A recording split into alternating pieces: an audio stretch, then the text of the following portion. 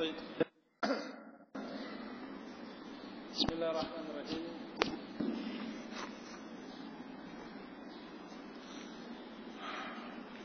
إن الحمد لله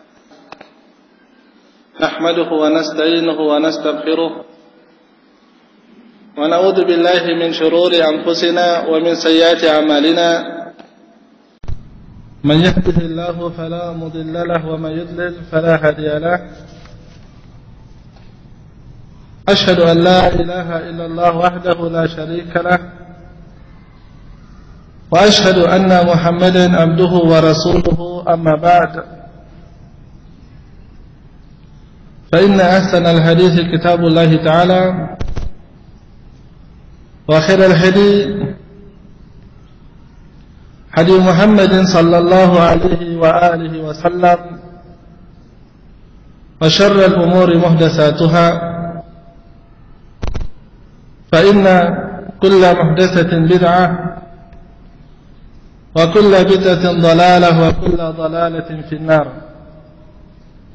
أجرنا الله وإياكم وسائر المسلمين عن البدع والنار. فإخواننا عزني الله وإياكم,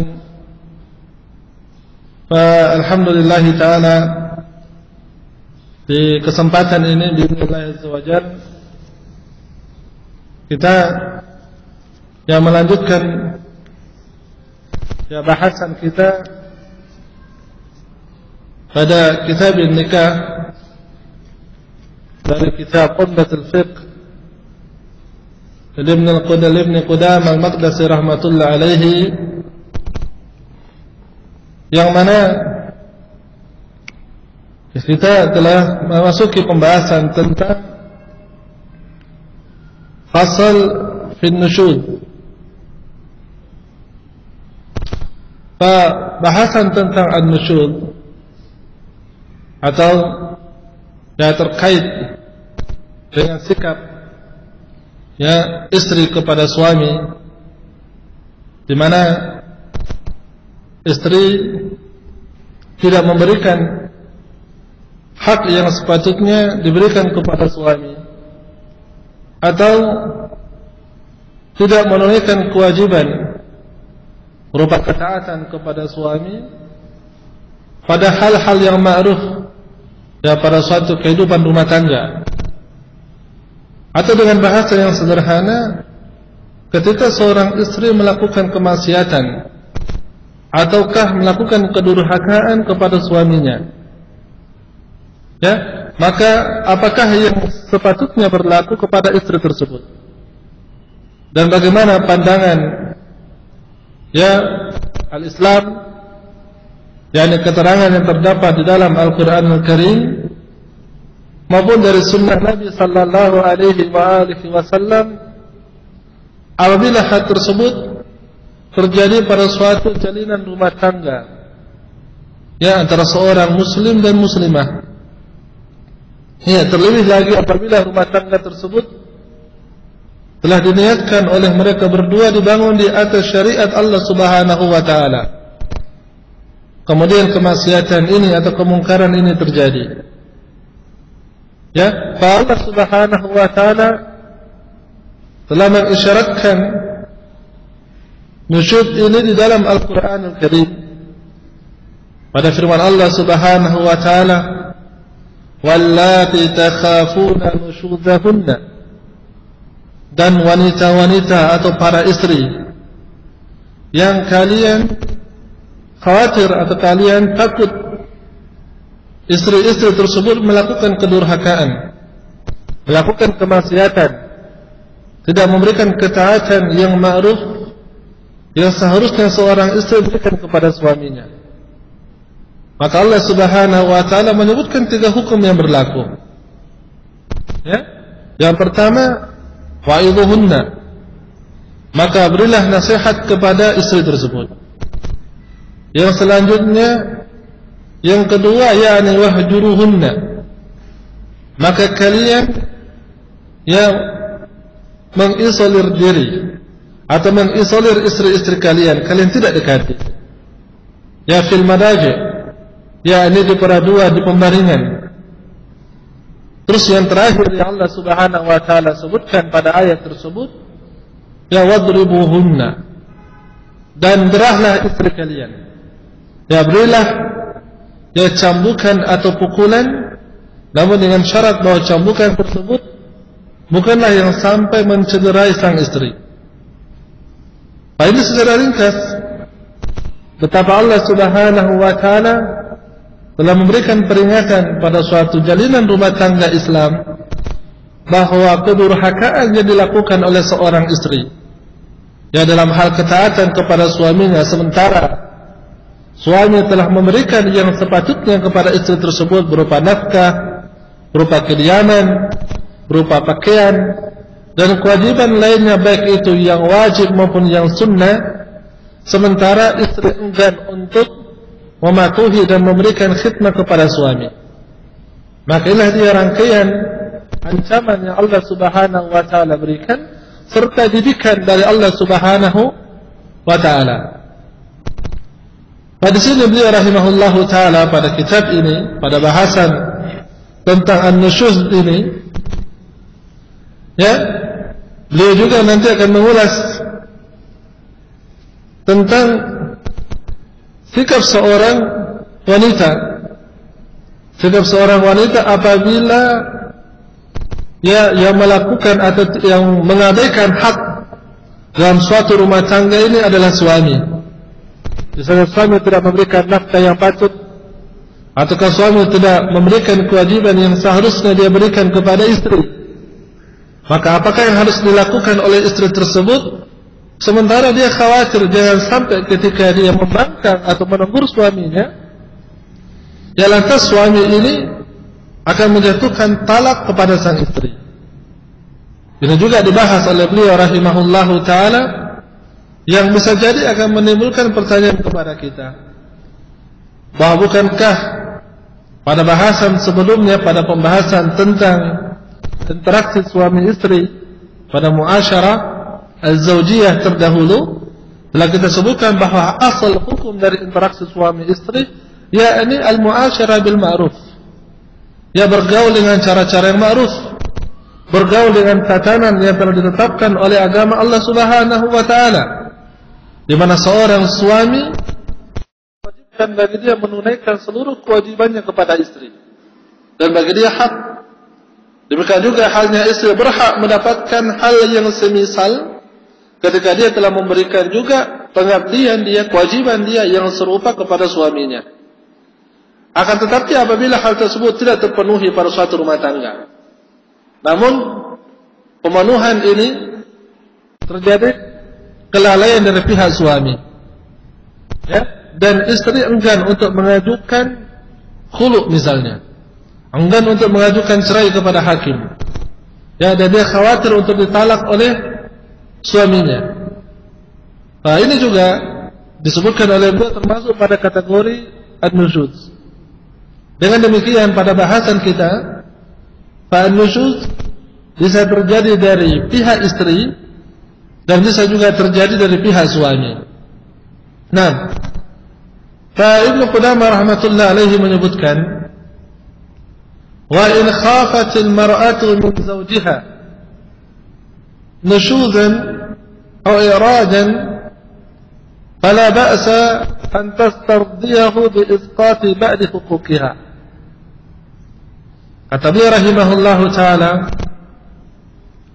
wa in khafat, dan apabila seorang wanita, wa in khafatil mar'atu min zawjiha nusyuzan, ala seorang wanita dia khawatir ya dari suaminya terjadinya nusyuz ataukah iradan, ya, ataukah pengabaian. Maksud di sini dengan iradan, yakni suami tidak memberikan kewajibannya, tidak menunaikan kewajiban yang diharuskan bagi suami tersebut, baik itu kewajiban yang kaitannya dengan hubungan antara suami istri fil firash, di peraduan dia, ataukah yang kaitannya dengan nafkah. Jadi apabila seorang wanita, kata beliau, dan ini kutipan dari firman Allah Subhanahu wa taala, wa in khafatil mar'atu min zawjiha nusyuzan aw iradan, Kata beliau rahmatullah alaihi, fala ba'sa an tastardiyahu bi isqati ba'di huquqiha. Maka tidak mengapa bagi sang istri ya untuk ya mengharapkan keridhaan dari suami dengan menggugurkan sebagian haknya. Menggugurkan sebagian hak yang seharusnya diperoleh oleh istri tersebut. Walaupun ini tentunya perlakuan yang dilakukan oleh suami ini tidak sejalan dengan ya syariat Allah Subhanahu wa taala. Tidak sejalan dengan tuntunan Nabi sallallahu alaihi wa alihi wasallam. Ya, telah kita sebutkan bahwa Allah Subhanahu wa taala yang mengharuskan kepada seorang suami untuk memenuhi kewajiban pada muasyarah yang ma'ruf, pada muasyarah yang ma'ruf, serta juga kesepakatan para ulama bahwa kewajiban yang harus diberikan oleh suami ia terdiri pada 3 hal, yaitu pada nafkah, pada kediaman, dan pada pakaian. Hingga Nabi sallallahu alaihi wasallam ketika datang seseorang bertanya kepada Nabi sallallahu alaihi wasallam, "Ya wahai Rasulullah, ya apakah yang wajib ya bagi salah seorang di antara kami atas istrinya?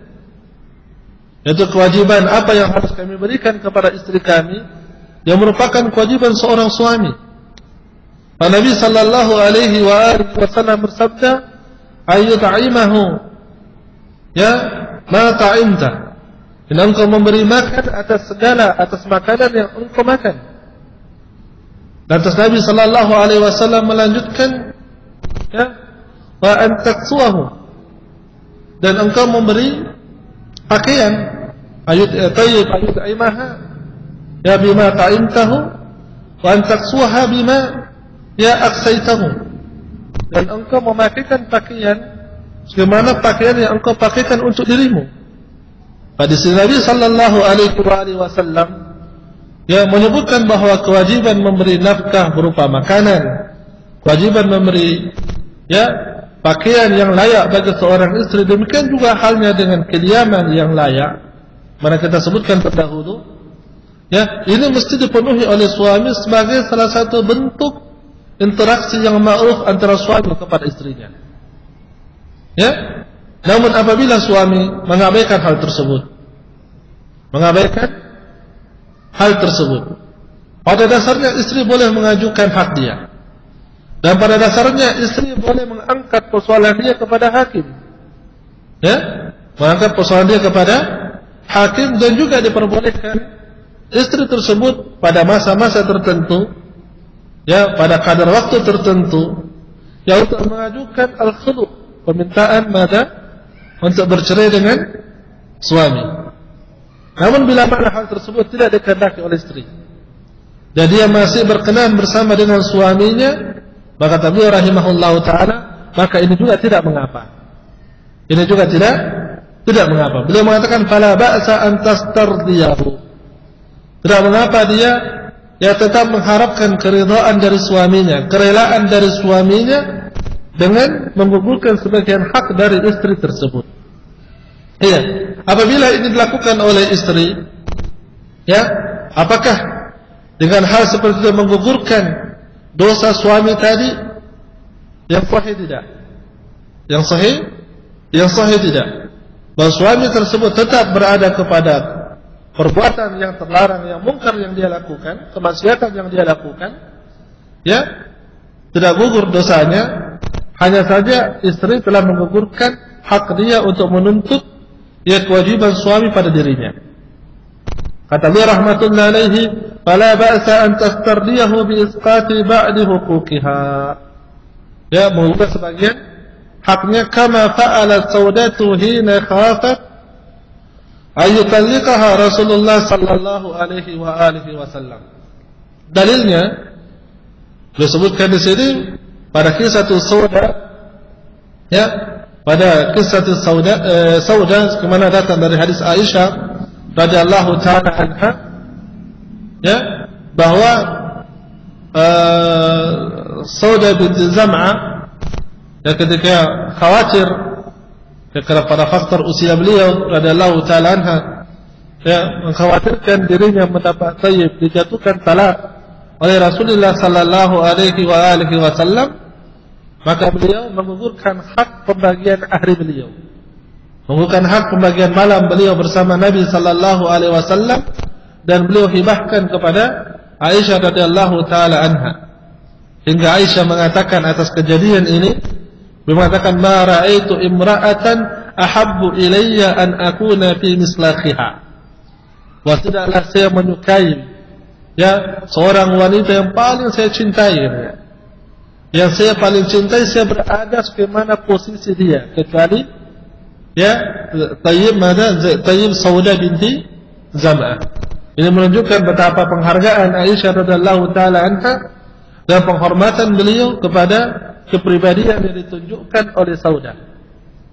Syahid dari hadis ini, bahwa ketika Sauda radhiyallahu taala anha menyangka akan dijatuhkan talak oleh Rasulullah sallallahu alaihi wasallam dan berharap dengan menggugurkan hak malam beliau bersama Nabi, ya, agar Nabi tidak mentalaknya, maka beliau pun menggugurkan hak bermalam beliau.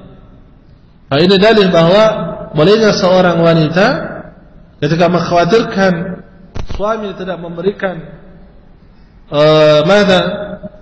kewajiban yang semestinya, dia menggugurkan haknya. Iya. Ini yang pertama. Terus yang kedua, terkait dengan bab ini juga furu' masalah ini, apabila suami yang mengabaikan kewajibannya kepada istri dikarenakan hal-hal yang dia tidak senangi pada istri, hal-hal yang dia tidak senangi pada istri, namun bukan bagian dari hal yang wajib dari khidmah istri. Telah kita sebutkan terdahulu, ya, di pembahasan tentang muasyarah, bahwa khidmah seorang wanita kepada suaminya terbagi dua, ya. Ada khidmah yang sifatnya wajib, yang kaitannya dengan pelayanan kepada suami, ya, seperti hubungan suami istri, ya, dan juga pengaturan hal-hal yang bersifat kerumah tanggaan, walaupun dalam hal yang kedua ini terdapat silang pendapat di kalangan ulama, ya. Nah, ini masuk pada kewajiban atau hak yang fardu yang mesti, atau khidmah yang fardu yang mesti diberikan oleh istri. Yang kedua, ada beberapa khidmah, ya, khidmah ini bukanlah khidmah yang wajib, bukan khidmah yang fardu. Iya, selain dari yang kita sebutkan tadi. Ketika seorang suami misalnya tidak menyenangi hal tadi, misalnya, ya, sang istri kurang pandai berdandan, misalnya, ataukah istri misalnya kurang pandai memasak, tapi tetap ngeyel memasak, ya, ataukah istri misalnya, ya, kurang pandai merawat dirinya, ya, ini hal yang terkadang tidak disenangi oleh suami. Lantas karena sebab tersebut suami, ya, mengurangi nafkah yang wajib sehingga kurang dari kadar yang wajib. Ataukah suami tidak memberikan perhatian yang sepatutnya seorang suami harus berikan kepada istri? Apakah ini termasuk nusyuz? Ya? Apakah ini termasuk dari bentuk nusyuz atau i'rad yang disebutkan dalam firman Allah Subhanahu wa taala, ataukah tidak? Beberapa kalangan ulama menyebutkan bahwa ayat tersebut berlaku secara umum. Ya, wa in khafatil mar'atu min zawjiha nusyuzan aw iradan. Ini berlaku secara umum, secara mutlak. Jadi baik nusyuz atau irad ini, pengabaian ini, pengabaian kewajiban suami ini karena sebab yang dia tidak senangi pada istri, ataukah tanpa sebab, ya, ini masuk pada kategori nusyuz dan irad. Dan istri boleh memilih. Istri boleh memilih untuk bersabar bersama suaminya, ya, bersabar bersama suaminya, ataukah mengajukan hak dia kepada hakim. Ya, ini apabila nusyuz datang dari pihak suami. Ya, perlu kita tekankan kembali bahwa nusyuz seperti ini perbuatan yang mungkar. Ya, perbuatan yang mungkar dan menyelisihi etika dari agama Allah Subhanahu wa taala. Selanjutnya beliau menyebutkan, wa in khafa ar-rajulu nusyuza imra'atihi. Apabila seorang suami, ya, apabila seorang suami dia khawatir dari nusyuz dari istrinya. Sekarang an-nusyud atau kemaksiatan ini dilakukan oleh istri. Kita telah sebutkan bahwa nusyud dari istri yakni dengan tidak mentaati suami pada hal-hal yang seharusnya dia lakukan, pada kewajiban istri tadi. Jadi apabila hal ini terjadi, yang terjadi pada diri seorang istri kepada suaminya, kata beliau rahimahullahu taala, wa adha fa in adharat nusyudan hajaraha fil madja fa in lam yarda'ha dhalika falahu an yadribaha darban ghayra mubarrih. Dan kata beliau rahimahullahu taala, kata beliau rahimahullahu taala, maka yang diperbolehkan bagi suami ketika si istri ini melakukan nusyud, yakni dengan menasihatinya, fa in adharat nusyudan, apabila lantas istri ini menampakkan nusyud, pembangkangan tadi, kemaksiatan tadi, dan kedurhakaan istri ini kepada suaminya, hajaraha fil madja, maka suami boleh untuk menjauhkan istrinya di pembaringan. Dan fa in lam yarda'ha dzalika, dan apabila hal tersebut juga tidak sampai memperbaiki si istri, tetap dia melakukan hal yang semisal, falahu ayadribaha darban ghaira mubarrih, maka suami boleh memukul istri tadi dengan deraan atau pukulan yang tidak sampai menyakiti. Tayyib, dalil pada hal ini, pada kasus seperti ini, itu mengacu kepada firman Allah Subhanahu wa taala yang kita sebutkan tadi, wallati yatakhabuna nusyudahunna fa'iduhunna wahjuruhunna fil madaji' wadribuhunna fa in ata'nakum fala tabghu 'alayhinna sabila.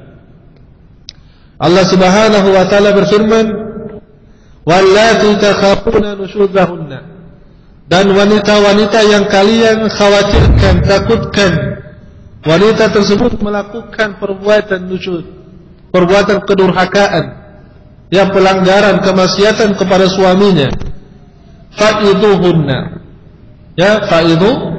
fa'iduhunna. Perhatikan di sini. Ini tahapan yang Allah Subhanahu wa taala berikan kepada suami dalam mendidik sang istri. Dan tahapan seperti ini dimulai dari perkara yang paling mudah dilakukan, paling mudah dilakukan, yang paling memberikan kemaslahatan terbesar, baru setelah itu berangsur-angsur kepada yang lebih berat. Dan masing-masing sesuai dengan sebab. Masing-masing sesuai dengan sebab.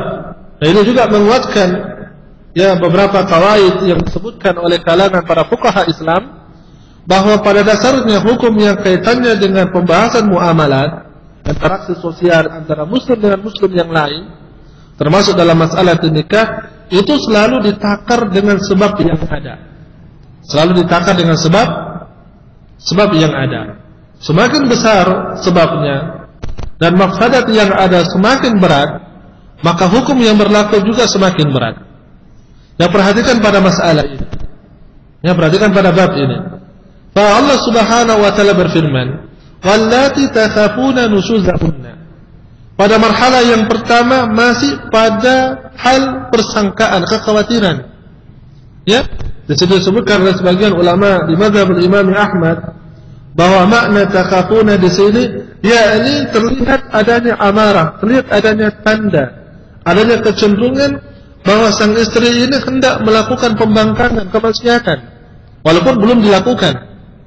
Walaupun belum dilakukan. Misalnya saja, istri sesekali waktu berbicara kepada suaminya, meminta sesuatu yang perbuatan itu misalnya bila dilakukan ada suatu kemaksiatan, kemungkaran. Misalnya izin untuk keluar bersama dengan rekan-rekannya melakukan perjalanan tanpa safar, tanpa mahram misalnya, walaupun belum dilakukan. Ataukah perilaku istri yang cenderung menunjukkan bahwa dia ada kecenderungan untuk tergelincir kepada perbuatan maksiat, perzinahan misalnya, walaupun belum terjadi,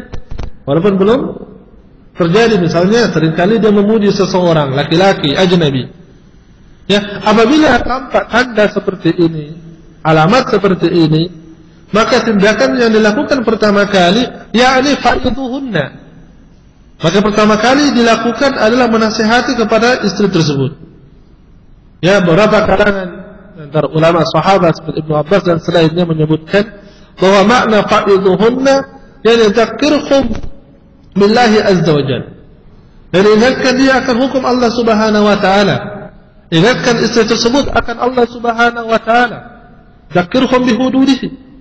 Ya, terangkan kepada istri tadi bagaimana hudud hukum Allah Subhanahu wa taala yang berlaku apabila istri itu tergelincir kepada kemaksiatan.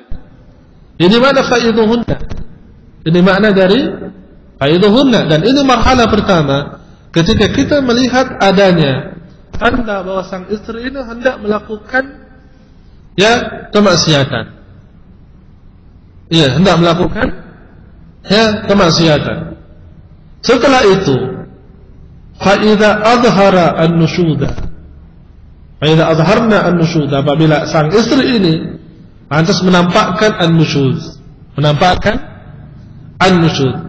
Misalnya istri sudah keluar dari rumah tanpa izin suami, bersafar dengan sesama rekannya wanita tanpa mahram, tanpa seizin suami pula, atau mungkin dengan ucapan, ya mungkin dengan ucapan. Misalnya istri sesekali menghardik suami, atau ketika diminta oleh suaminya mengurus hal-hal yang seharusnya suami mendapatkan pengurusan khidmat seperti itu, lantas istri enggan melakukan. Atau misalnya si suami meminta haknya dia di pembaringan, lantas istri menolak untuk memberikan hak suami tadi. Maka di sini berlaku tahapan yang kedua. Ketika istri menampakkan pembangkangan kedurhakaan dia kepada suami, ya, maka wahjuruhunna fil madaji'. Maka hukum yang berlaku kepada istri ini, kalau pertama tadi masih sekadar isyarat, masih tanda, alamat, ini sudah terjadi. Maka apabila sudah terjadi, wahjuruhunna fil madaji'. Ya, wahjuruhunna, yakni tinggalkan jauhi istri ini di pembaringan. Dan para ulama ketika menafsirkan makna wahjuruhunna, mereka menyebutkan ada 3 maratib juga dalam masalatul hajar. Ada 3 tingkatan pula dalam masalah al-hajar, tidak begitu saja.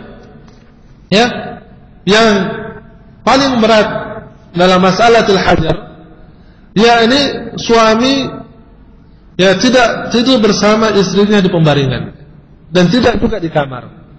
Ya, jadi istri tidur di kamar misalnya, suami tidurnya di ruang tamu. Ya, tidurnya di ruang tamu. Dan ini ablaqul hajar. Dan ini lebih tampak dalam mengisolir sang istri dan memberi pelajaran kepada istri. Jadi bukan hanya ya tidur bersama di pembaringan, dijauhi dari kamar. Apakah termasuk juga misalnya diperbolehkan pada hajar yang ablaq ini, yang lebih berat ini, apakah juga diperbolehkan suami meninggalkan rumah?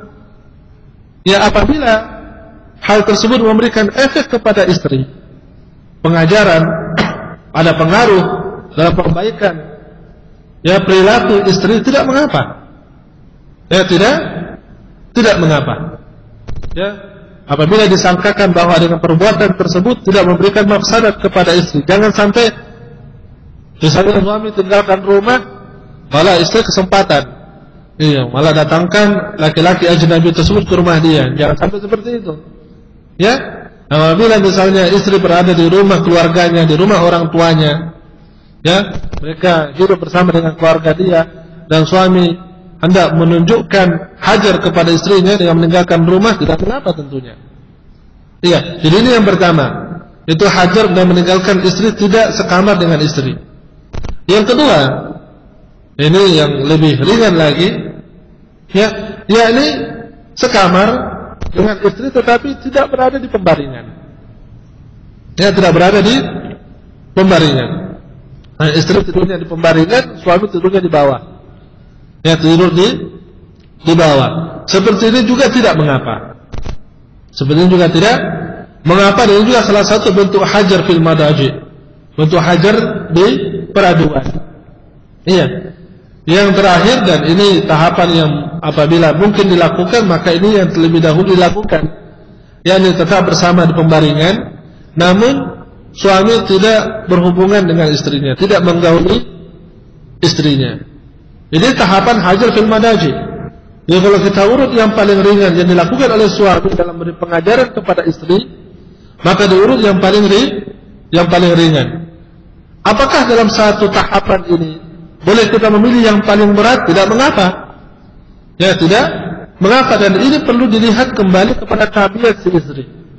Kalau misalnya watak si istri ini mudah menerima teguran, maka jangan memilih yang paling berat fil hajar. Ya, pilih yang paling ringan. Ya, tidur di pembaringan bersama dengan dia. Ya, tetapi tidak digauli, tidak ada. Apabila istri meminta berhubungan, suami menolak. Menolak. Baru setelah itu apabila watak istri agak keras sedikit, ya, orangnya rada-rada ngeyel atau suka membantah, tidak mengapa suami tidur di luar kamar, tidak mengapa langsung seperti itu. Ya, dan apakah pada hajar ini juga masuk pada hajar al-kalam, hajar dari berbicara, ya, yaitu dia membisu dan tidak berbicara kepada istri? Beberapa kalangan fuqaha membolehkan. Beberapa kalangan fuqaha Islam membolehkan. Walau kasus hajar bukan hanya pada pribadi dalam hal perilaku atau dalam bergaul dengan istri, termasuk juga dalam berbicara. Ya, cuma beberapa para ulama dari kalangan Syafi'iyah dan juga Hanabilah dan selainnya mensyaratkan dalam bicara ini paling lamanya 3 hari. Berdasar dengan hadis Abu Hurairah yang sahih, wa la yahillu li muslimin ayahjura akhahu ya fawqa salasi ya layali. Tidak halal bagi seorang muslim dia mengisolir saudaranya, tidak berbicara kepada saudaranya lebih dari 3 hari. Dan ini juga berlaku kepada istri. Jadi apabila dalam hajar ini diberlakukan kepada istri, ya, dengan menghajar pada pembicaraan, maka itu paling lamanya cuma 3 hari. Namun bagaimana dengan hajar dari perbuatan amalan? Apakah boleh lebih dari 3 hari? Boleh, tidak mengapa. Ya, bahkan Nabi sallallahu alaihi wasallam, ya, Nabi sallallahu alaihi wasallam ketika melihat pada kasus ketika dia melihat hal yang tidak menyenangkan dari istri beliau ketika mereka meminta, ya, nafkah dan harta yang lebih dari Nabi sallallahu alaihi wasallam, lantas Nabi sallallahu alaihi wasallam menghajar istri-istri beliau, ya, fa Nabi sallallahu alaihi wasallam menghajar istri beliau selama hampir sebulan atau sebulan lamanya. Ini juga isyarat bahwa bolehnya seseorang menghajar lebih dari 3 hari dari dalam bentuk perbuatan. Atas bagaimana dengan menjawab salam? Apakah menjawab salam ini juga termasuk dalam konteks al-hajar? Zahir dari pandangan para ulama, ya, bahwa salam tidak termasuk. Ya, salam tidak termasuk pada konteks al-hajar. Bahkan pada kisah salasah 3 orang sahabat yang yatakhallafun, yang mereka tidak ikut serta pada jihad fisabilillah, Pak Nabi sallallahu alaihi wasallam tetap menjawab salam mereka walaupun dengan sir. Walaupun secara sir, secara diam dan tidak dikeraskan. Jadi zahir dari hadis ini pada kisah tersebut, 3 orang sahabat yang tidak ikut serta pada jihad fisabilillah, hajar dalam salam tidak diperbolehkan. Hajar dalam salam, menjawab salam tidak diperbolehkan, tetap dijawab salamnya. Nah, ini jadi apabila misalnya seseorang terjadi nusyud dengan istrinya mengucapkan salam, tetap dijawab, tidak mengapa. Dan setelah itu dia diam dan tidak mengajak bicara istrinya selama 3 hari, itu juga tidak mengapa. Iya, tapi masya Allah taala. Ini enggak jadi. Wa hajaraha fil madja, ya, hajaraha fil madaji. Ada sebagian kalangan fuqaha Hanabilah dan riwayat dari Imam Ahmad, beliau membatasi hajar ini di peraduan ini selama 10 hari. Ya, namun yang sahih tidak terdapat batasan, dan juga riwayat yang lainnya dari imam yang dikuatkan oleh beberapa ulama mutakhirin, Ya, termasuk Ibnu Muflih dan termasuk juga Syekhul Islam Ibnu Taimiyah. Kalau rahimahullahu taala pada ayat dulu ya. Jadi wahjuruhunna fil madaji wadribuhunna. Ya, wadribuhunna. Yang ketiga diberlakukan wadribuhunna. Ya, maka derahlah mereka. Ini apabila istri musir, apabila istri itu bersikeras kepada kemungkaran yang dia lakukan. Ya, ketika diberi nasihat tidak menerima nasihat.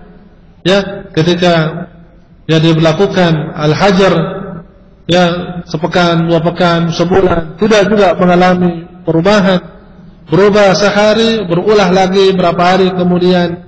Ya, ketika ditegur, ya diam lagi. Setelah berapa hari berulah lagi, maka Nabi sallallahu alaihi Allah Subhanahu wa taala berfirman, "Wadribuhunna." Ya, apabila terjadi istri seperti ini, maka tidak mengapa untuk mendera istri.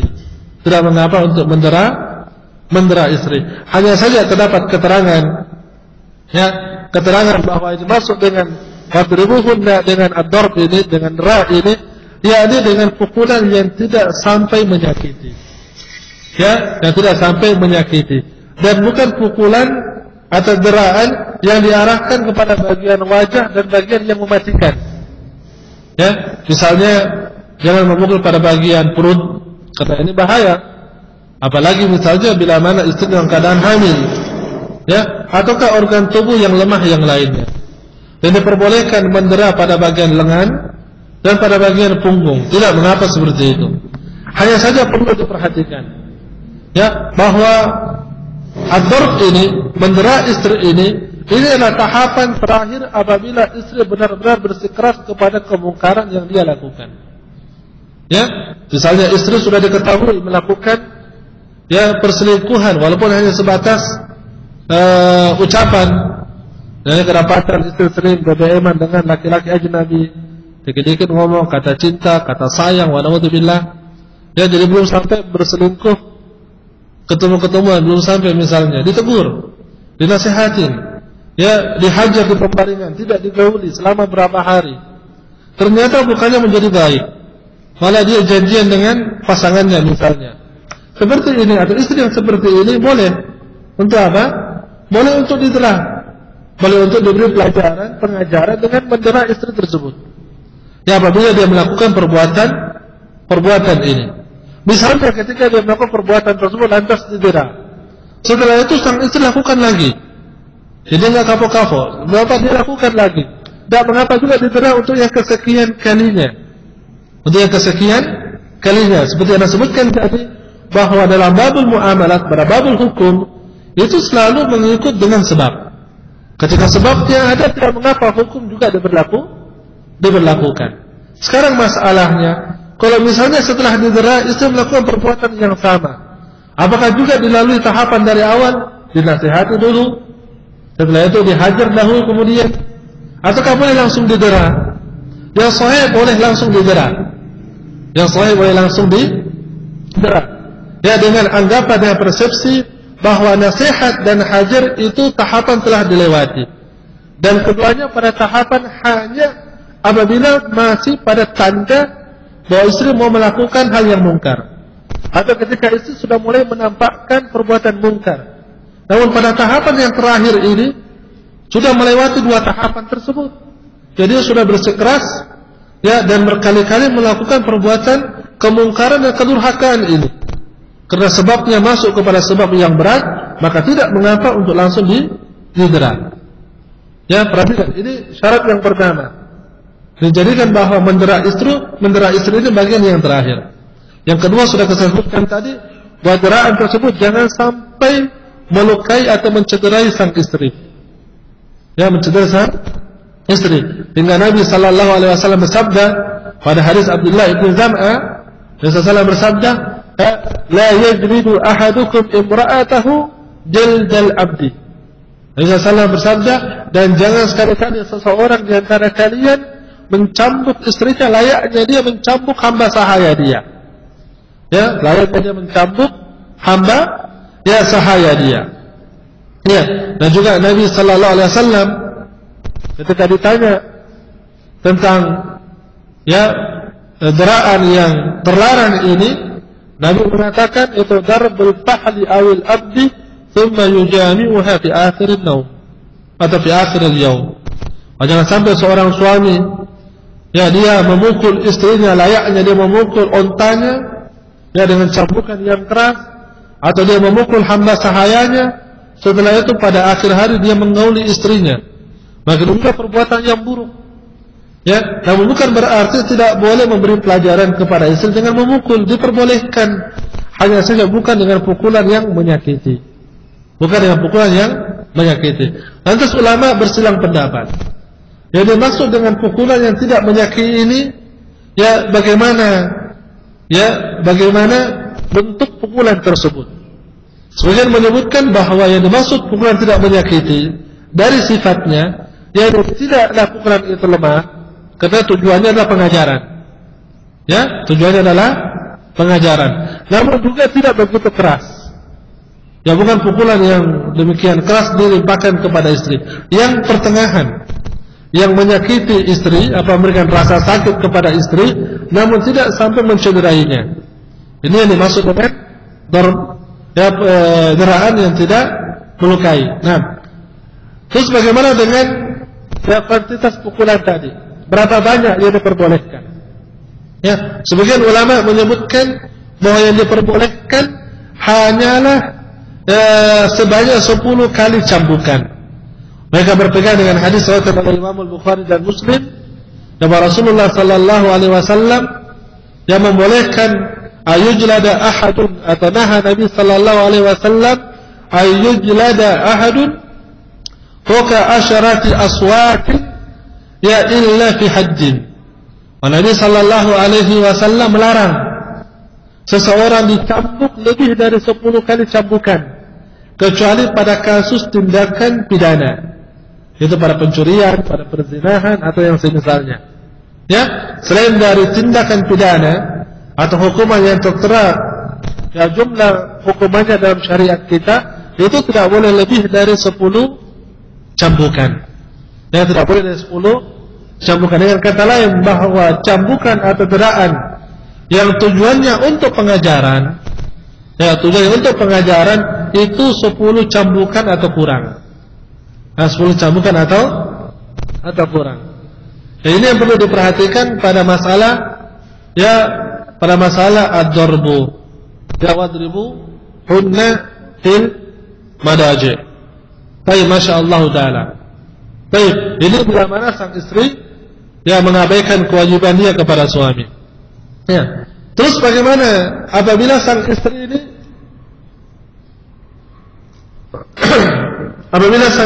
ini menunaikan hak dan hak Allah Subhanahu wa taala. Misalnya suami istri menikah, istrinya tidak mengerjakan salat. Ini tentunya ala qaul jumhur, ala qaul jumhur ulama, bahwa yang meninggalkan salat itu tidak kufur.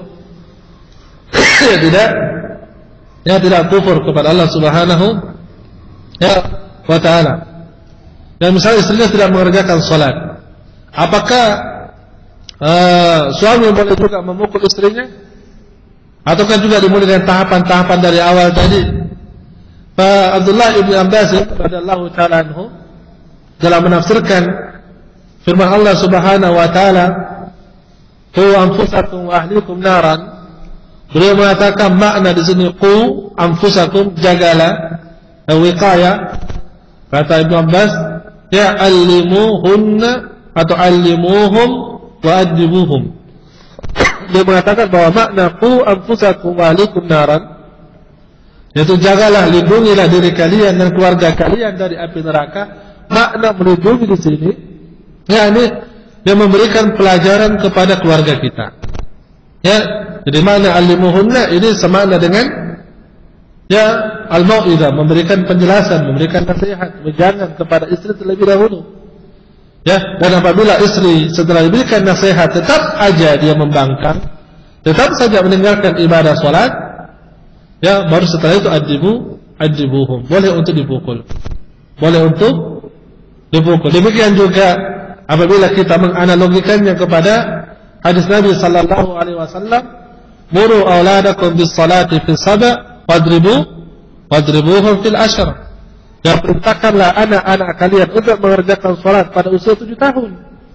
Dan pada usia 10 tahun dia tetap tidak melakukan salat, maka boleh dipukul. Kalau pada usia anak 10 tahun yang belum balik, sementara yang balik tentunya dia baru mukallaf, ya atau tidak? Anak kecil yang 10 tahun tidak mengerjakan salat, apakah dia melakukan perbuatan dosa? Dosa atau tidak?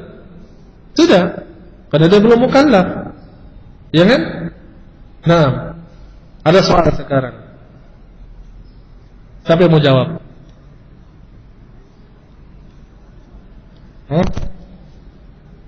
Serupa tapi masalah yang lain. Kalau seorang anak kecil berzina, dikenakan hukum rajam? Dikenakan hukum jilid? Siapa yang jawab? Kena? Sudah kena hukum jilid. Baik. Kalau seorang anak kecil, naudzubillah, ya Allah lindungi ya keluarga kita dari masalah ini atau hal semacam ini. Seorang anak kecil misalnya jadi korban liwat, korban sodomi misalnya. Baik. Sementara Nabi bersabda mada? Faqtulu al-fa'il wal maf'ul. Ini jangan sampai disalahpahami. Jadi hadis ini mana? Kalau kalian dapati seorang melakukan liwat, homoseks, bunuh yang melakukan sama si korban, apa sih objek dari perbuatan tersebut. Kalau misalnya korbannya anak kecil usia 10 tahun ke bawah, baik, apakah sudah dibunuh? Iya, seperti itu. Yang sahih tidak? Ya, yang sahih tidak. Semua hadis yang kaitannya dengan hukum-hukum jinayah dalam Islam itu hanya berlaku bagi mukallafin. Itu hanya berlaku bagi mukallaf. Dia tidak berlaku bagi selainnya. Kecuali pada hukum-hukum yang sifatnya wada'iyah. Misalnya zakat dan semisalnya. Semisal zakat ini berlaku bagi anak kecilnya, zakat fitrah misalnya. Ya, tetapi yang kaitannya dengan jinayat ini enggak berlaku sama sekali.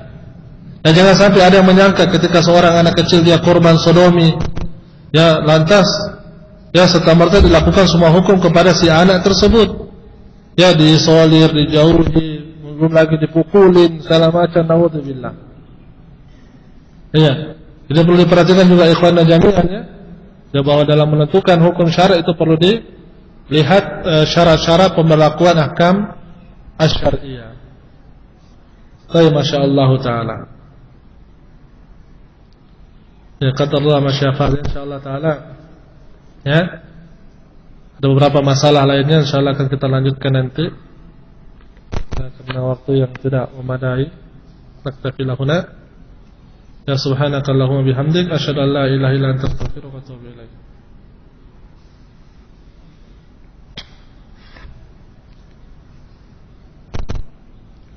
Baik, ada pertanyaan ikhwan? Sambil nunggu ustadznya naik ya. Yang berikutnya, jika seorang istri dipukul, biasanya istri ngomong, "Ceraiin saya aja mas." Gimana ya ustadz? Kembali kepada suaminya. Kalau suaminya berkenan, ceraikan aja, nggak apa-apa. Ya jazaan bima fa'alat ya. Itu ganjaran bagi si istri kok ngomong seperti itu. Ya, pada dasarnya ucapan tadi dosa dari sang istri. Ucapan seperti tadi tidak dibenarkan oleh syariat kita. Ya, tetapi apabila dia ngomong seperti tadi karena pelanggaran yang dia lakukan, hak khiyar ada pada sang suami. Kalau suami masih merasa sanggup untuk mendidik istrinya, mengajar istrinya, meluruskan istri ini, silahkan diluruskan. Bukankah juga Nabi sallallahu alaihi wasallam memberikan nasihat kepada kita, "Istausu bin nisa'i khairan fa innaha khuliqat min dhil'in." Ya, berilah nasihat kepada kalangan wanita, fa innahunna, ya, karena sesungguhnya wanita ini salah seorang di antara mereka ini diciptakan dari tulang rusuk yang bengkok. Ya, fa in tuqima ya kasartaha. Sebagian ulama menyebutkan mana kasarta, apabila kamu mencoba untuk meluruskannya, kamu akan patahkan dia. Sebagian ulama menyebutkan mana kasartaha ay talaqtaha. Mana kasarta engkau mentalak dia, engkau menceraikan dia. Artinya kalau kalian tidak menyenangi hal yang buruk ada pada istri kalian, dan kalian hendak memperbaiki dan akan mungkin diperbaiki, ceraikan aja bagi istri tersebut. Jadi intinya, kalau sanggup untuk memberikan nasihat kepada istri, dipertahankan. Tetapi kalau merasa tidak yakin bisa memperbaiki istri dan merasa khawatir kemungkaran tersebut akan berulang terus, para suami punya hak khiyar. Dia boleh memilih, dia menahan istrinya, ya, atau menceraikan istri tersebut. Tidak mengapa, insyaallah taala.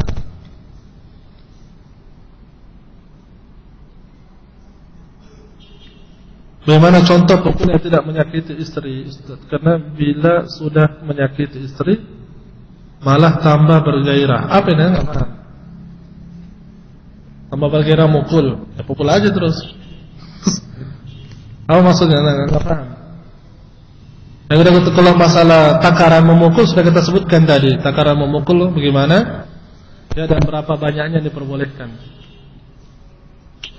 Istri kalau kita baru mengancam untuk memukul kena suatu kesalahan, mereka malah ngancam pergi atau lempar-lempar barang. Jadi tidak pengaruh juga, Ustaz. Bagaimana solusinya? Iya. Nah, sebenarnya ketika istri sudah ngancam dan lempar-lempar barang itu sudah ada efek kepada istri. Itu sudah berhasil. Ya, suami sudah berhasil dengan kata wadribuhunna tadi.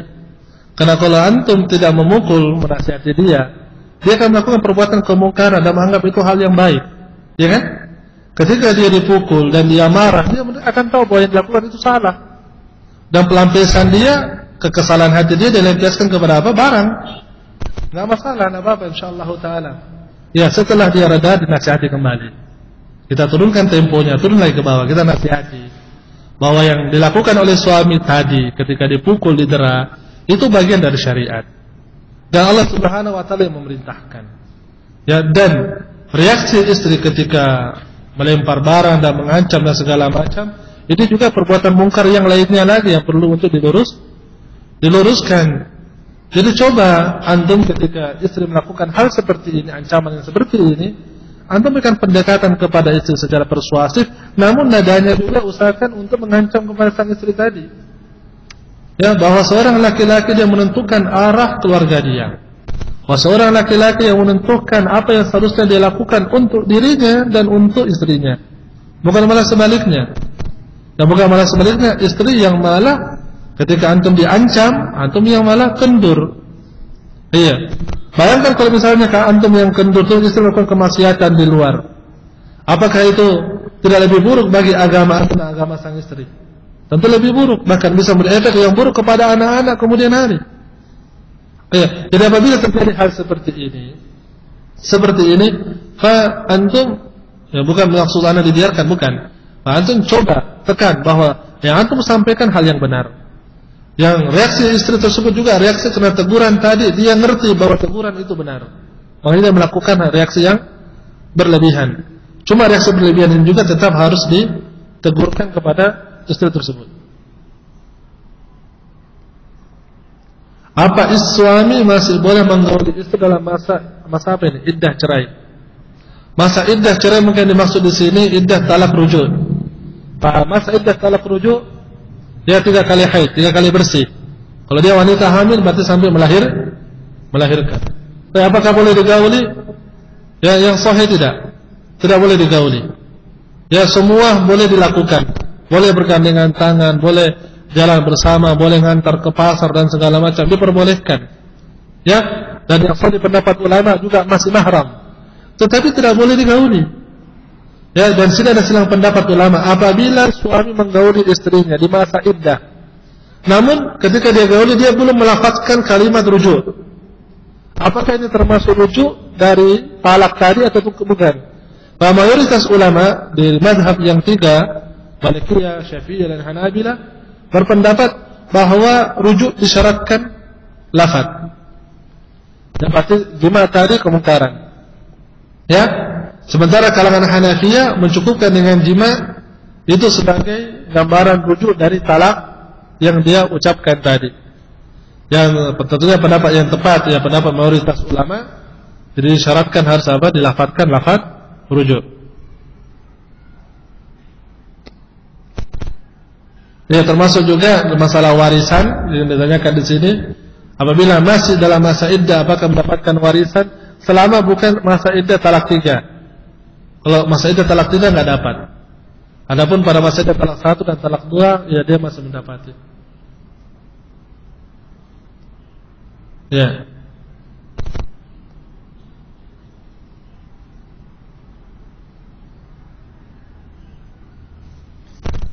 Baik, masya Allah taala.